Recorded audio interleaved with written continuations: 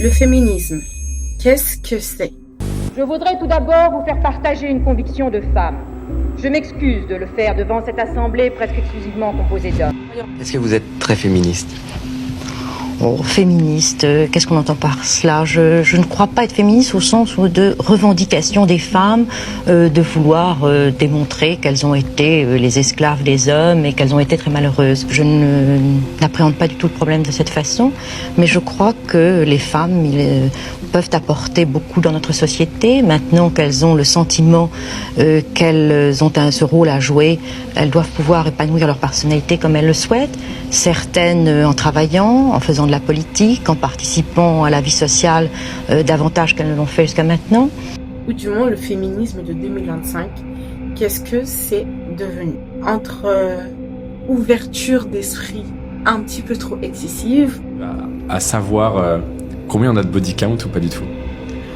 Est-ce que tu comptes encore? Alors au niveau des femmes, je peux te donner à peu près... Ah, du coup t'es bi aussi? Oui. Ok. Les femmes, je dirais une petite quinzaine, puisque j'ai démarré en 2024. Ah d'accord, donc c'est Voilà. une nouvelle quête secondaire un peu récente. Voilà, c'est Ok. ça. Les hommes, je peux pas vraiment compter, hein, c'est pas évident. Hein. Je veux une petite fourchette. Une fourchette, Pour un l'audience. râteau si tu veux, mais Ouais, je pas un râteau, une pelle, ce que tu veux. entre 50 et 70 peut-être. Oh mais ça va. Oh mais ça va. Oh mais ça va. Oh mais ça va. Les femmes qui se font objet sexuel des hommes, on sait vraiment plus où donner de la tête. Et je pense que ça mérite une toute petite analyse quand même. Donc c'est parti pour cette analyse.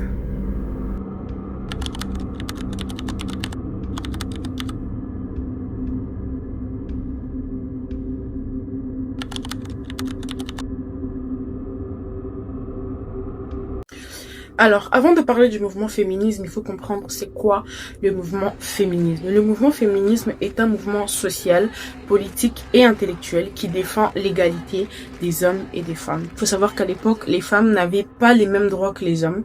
Donc, les femmes pouvaient faire exactement le même métier que les hommes mais ne pas être payées pareil. Elles n'avaient pas le droit d'ailleurs de travailler sans l'autorisation de leur mari. Elles n'avaient pas le droit de faire beaucoup de choses. En gros, les femmes, c'était vraiment limité au ménage, aux enfants et vraiment à tout ce qui concerne le foyer et l'entretien du foyer. Je m'appelle Marie-Hélène Cardet, j'ai 17 ans, je suis fermière normande, j'ai 12 vaches qui sont normandes, j'ai 2 frères et une sœur qui sont normands eux aussi. Quel ensemble, oui. Et puis qu'est-ce que vous allez faire maintenant que vous êtes la meilleure ménagère rurale? C'est difficile de devenir ménagère rurale? Oh oui, c'est très difficile. Qu'est-ce qu'il faut savoir faire? Oh, il faut savoir faire de tout. Par exemple? De la cuisine, de la couture, savoir tout l'agricole. Traire une vache, Oui, traire une vache, Faire le beurre. faire le beurre, payer ses impôts. voilà. Oh là là, oh, la bonne petite ménagère que voilà. Mais dites donc, vous êtes prête à avoir un mari et un fiancé maintenant? Oh non, pas encore. Allez, hein? C'est vrai? Vrai? Ah non, non. Pas encore, mais il va venir vite. Vous voyez, on sonne déjà, c'est le téléphone. C'est un fiancé qui vous demande. Ah, merci Marie-Hélène.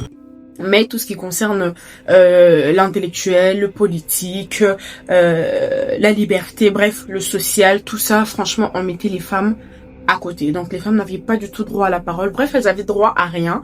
C'était vraiment des accessoires pour les hommes. En gros, les femmes servaient juste à l'entretien du foyer et à pondre des enfants. Donc voilà, c'était simplement ça le rôle des femmes.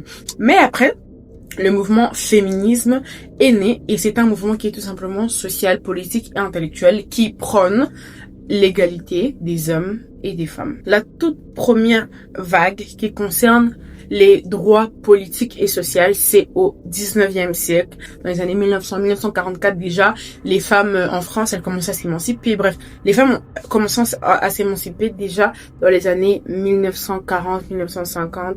On commençait déjà à sentir cette vague d'émancipation. Donc, ce mouvement féminisme prenait de plus en plus d'ampleur.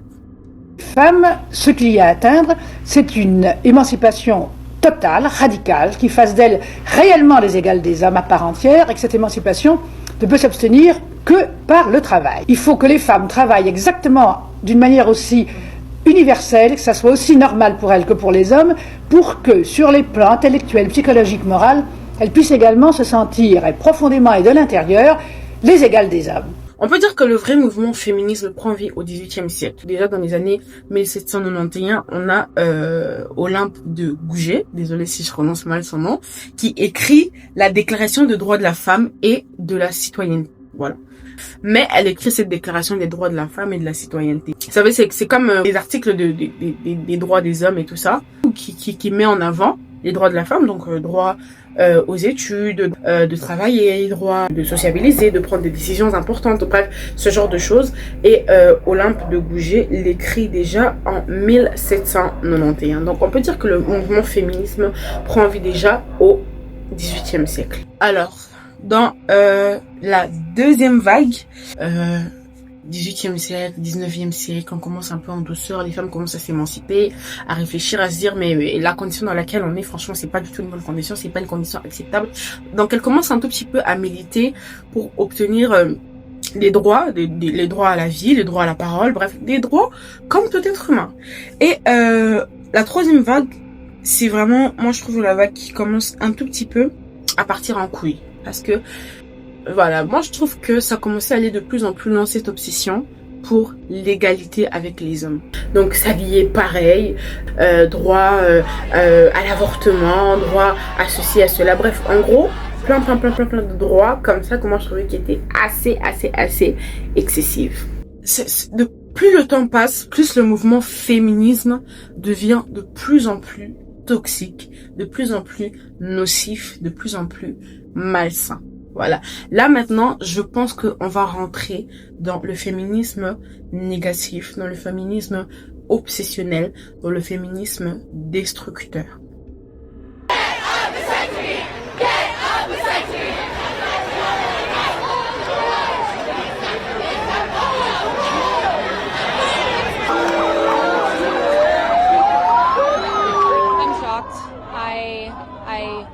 I hope that it was just a headline that wasn't true, but you know, I think there might be some truth to it, and I'm hoping that protests like this bring some attention to the fact that America doesn't want to overturn Roe v. Wade.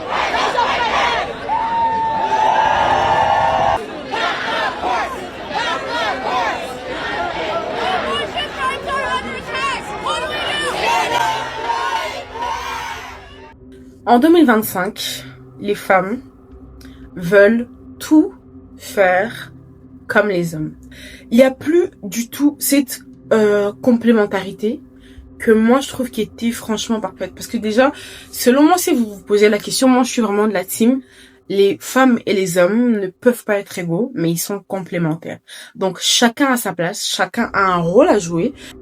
L'homme, c'est vraiment celui qui incarne un peu cette structure protecteur. Donc, celui qui ramène dans le foyer, celui qui assure la sécurité du foyer, de la famille. Et la femme, c'est vraiment la personne qui fait vivre le foyer. Donc, moi, je pense que vraiment chacun a son rôle bien précis, bien caractérisé.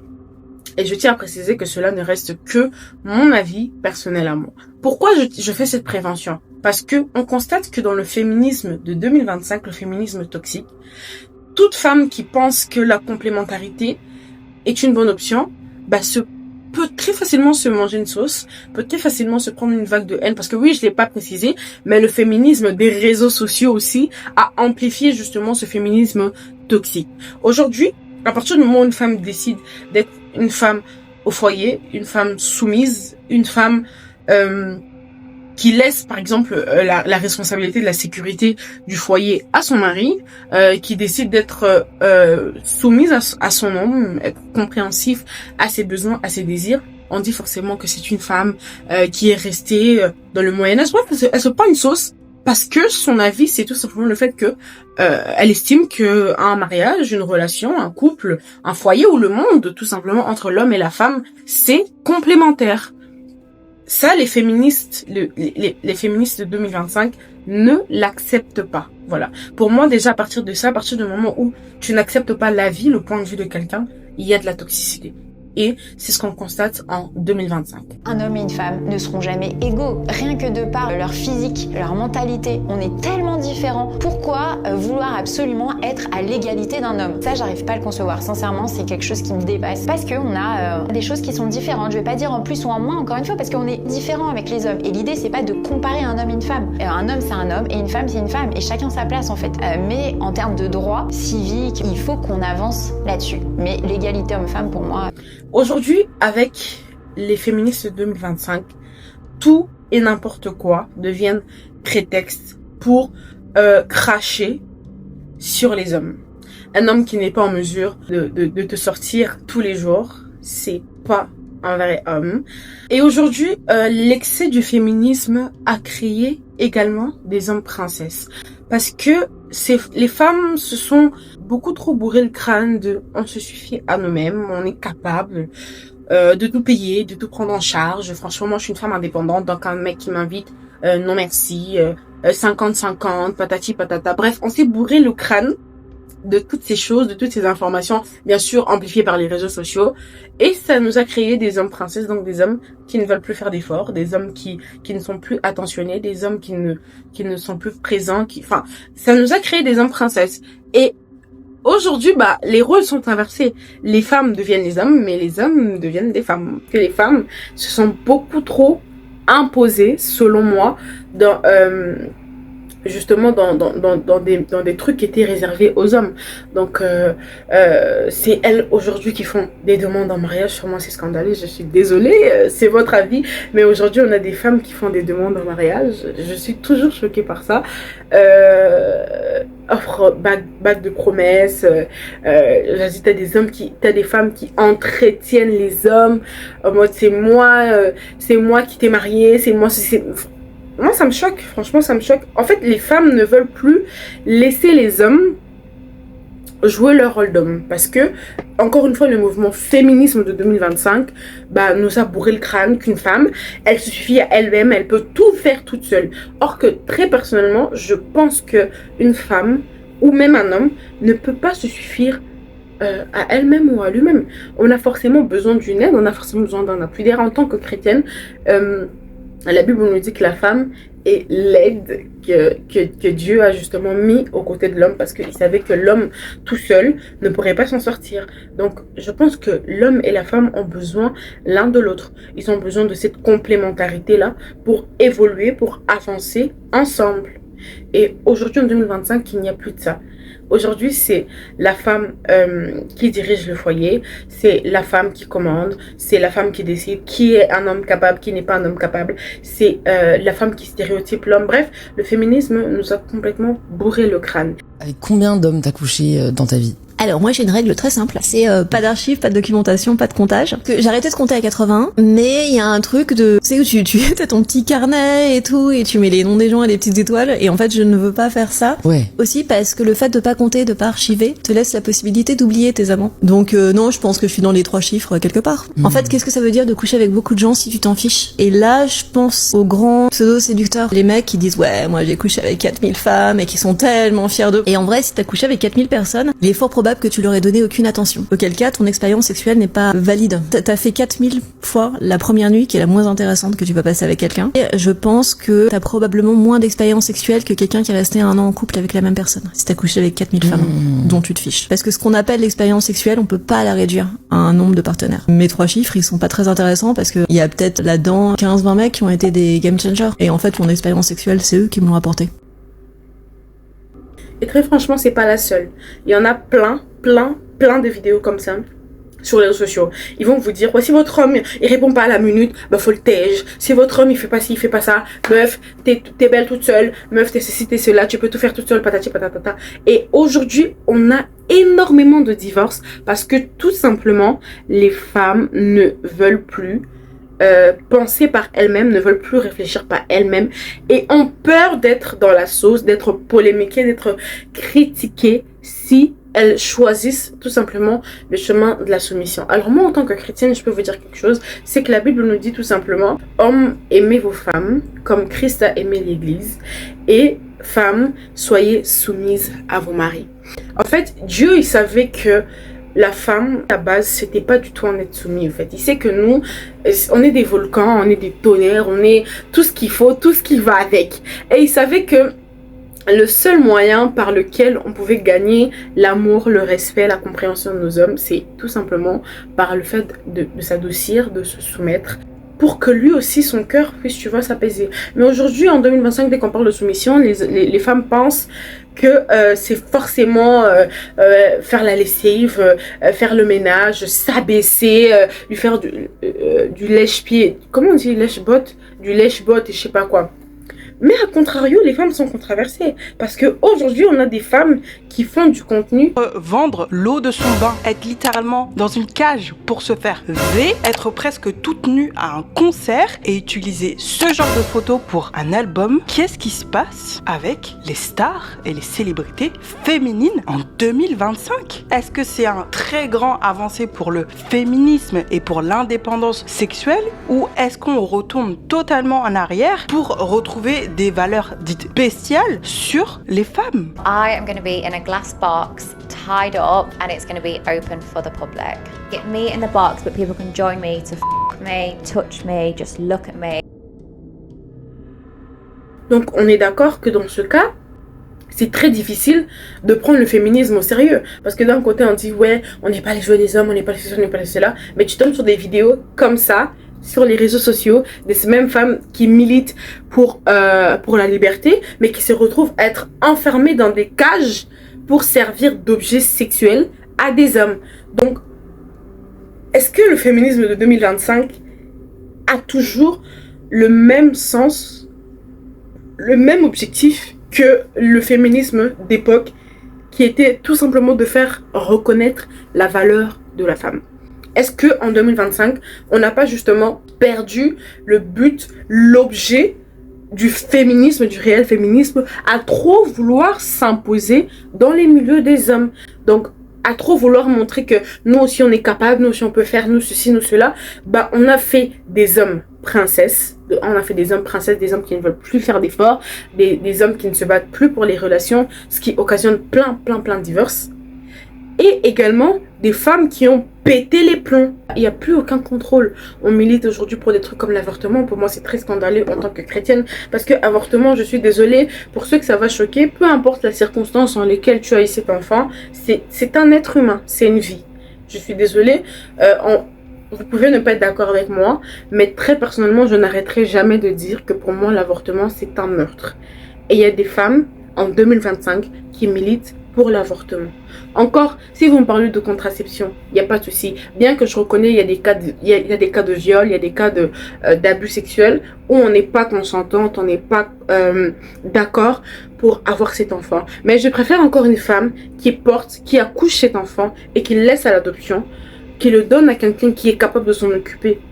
Parce qu'on sent que moi, personnellement, je ne peux pas m'en occuper, plutôt qu'une femme qui avorte et qui verse du sang. Je suis désolée, pour moi l'avortement c'est un meurtre. Et je le dirais, aujourd'hui en 2025, il y a des femmes qui militent pour avoir le droit de tuer des êtres humains. Je suis désolée, et c'est la vérité. Alors, très franchement, je pense que le féminisme de 2025 à l'allure où il va, ça sera de pire en pire parce que les femmes vont très clairement prendre la place des hommes. Mais pas dans le bon sens. Dans le sens où l'homme ne nous servira plus à rien parce que on en aura trop fait des hommes princesses. Et après, c'est nous qui nous plaignons que aujourd'hui l'homme ne fait plus aucun effort parce que tout simplement il a perdu sa place d'homme parce que la femme s'est beaucoup trop imposée dans le milieu et même dans des activités qui étaient réservées aux hommes. Comme par exemple moi, dans mon cas, j'estime que tout ce qui est demande en mariage, c'est vraiment réservé aux hommes. C'est réservé aux hommes. Je suis désolée, je ne ferai pas de demande en mariage, je ne poserai pas mon genou à terre. Pour un homme, je ne le ferai pas. Voilà. Pour moi, c'est réservé aux hommes. Soyez d'accord ou pas, c'est votre point de vue. Mais pour moi, c'est réservé aux hommes. Et je pense qu'aujourd'hui, il y a eu beaucoup trop d'égalité au point où les rôles se sont inversés. Voilà. Les hommes sont devenus des femmes et les femmes sont devenues des hommes. Et tout ça, c'est des conséquences du féminisme de 2025. Voilà. Donc, je pense que le féminisme de 2025 n'est pas du tout un féminisme qui est très très très positif. Je pense que c'est un féminisme qui a des défauts, qui reste à revoir et qu'on devrait plutôt garder le tout premier objectif, donc la première optique du féminisme d'avant, celui de que les femmes soient respectées. Il y a des cas tels que des violences physiques, des violences conjugales, des violences infantiles. Et ça, c'est vraiment des cas qui méritent que la voix soit portée. Pas pour des trucs comme le 50-50, pas pour des trucs comme c'est la femme qui porte la culotte à la maison, pas pour des trucs comme aujourd'hui la femme ceci, la femme cela. Franchement, flemme. Militons pour des trucs qui sont importants, qui sont primordiaux. Voilà. Donc voilà, c'est la fin de cette petite FAQ de retour. J'espère qu'elle vous a plu. Moi, j'ai adoré la tournée. Voilà, j'espère aussi que vous validez mon make-up. Bien que mes sourcils, c'est pas trop ça, mais voilà. J'espère que vous validez mon make-up. J'espère que vous êtes contents de me revoir. Moi, je suis contente de revenir. Je vous fais des gros bisous et je vous dis à très très bientôt pour une toute nouvelle vidéo. Prenez soin de vous. Bisous, bye bye. Et peut-être que vous verrez une deuxième vidéo avec ce même make-up. J'ai voulu le rentabiliser, tout simplement. Donc, si vous voyez une deuxième vidéo avec le même make-up, ne soyez pas choqués, parce que j'ai voulu le rentabiliser. Voilà. Donc, je fais des gros bisous. Et bye bye. À très bientôt pour une nouvelle vidéo.